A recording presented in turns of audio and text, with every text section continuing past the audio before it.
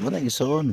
Salamat ang ganining panahon na igsoon nga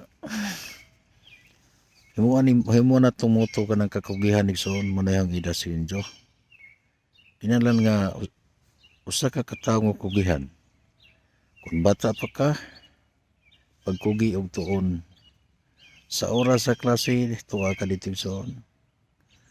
Nya ining mugahin ka pagtuon, humana na kay trabaho. Bisan bata pa ka, adyaw paghingan pa sa inyong balay kaya nang kugihan ka mo trabaho diya, bisan sa trabaho sa balay.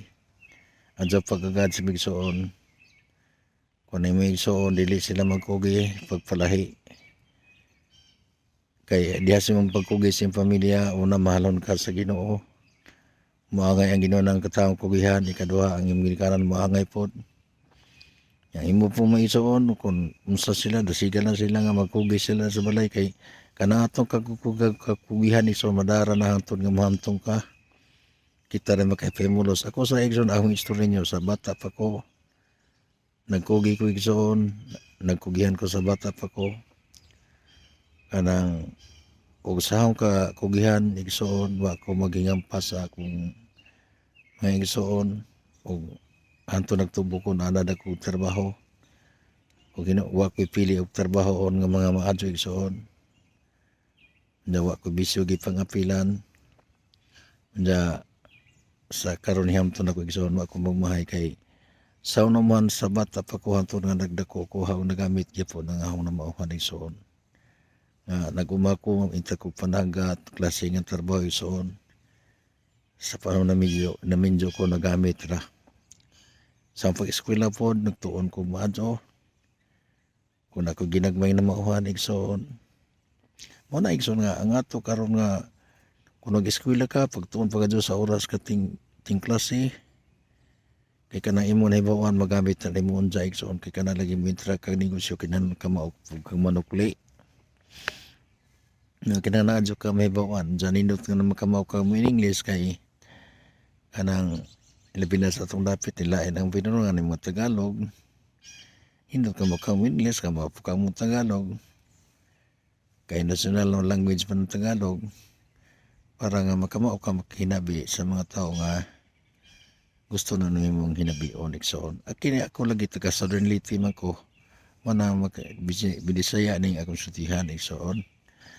Mana nga, pero nga dasing jo nga kung eskwela panahon wa eskwela kanang pagkuan mo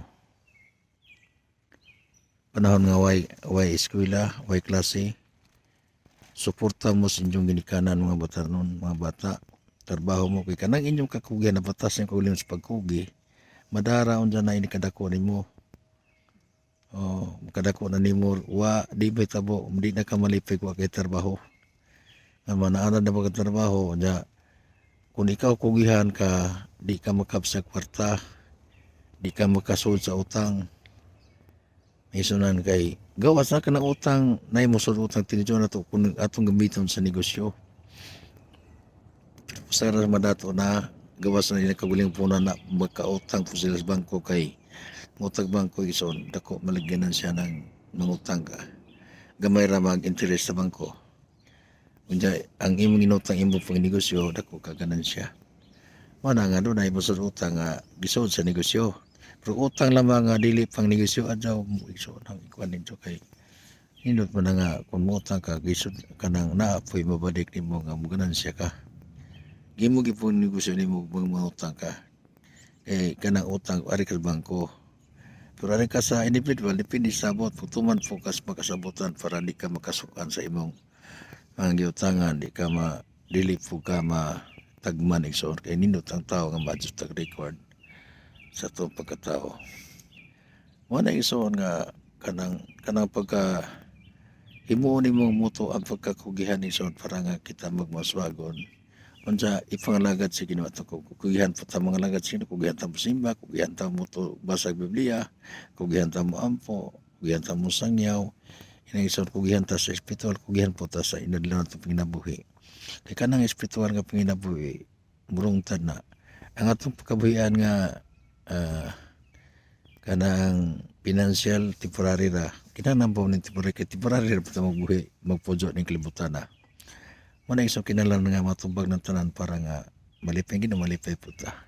Salamat o God bless.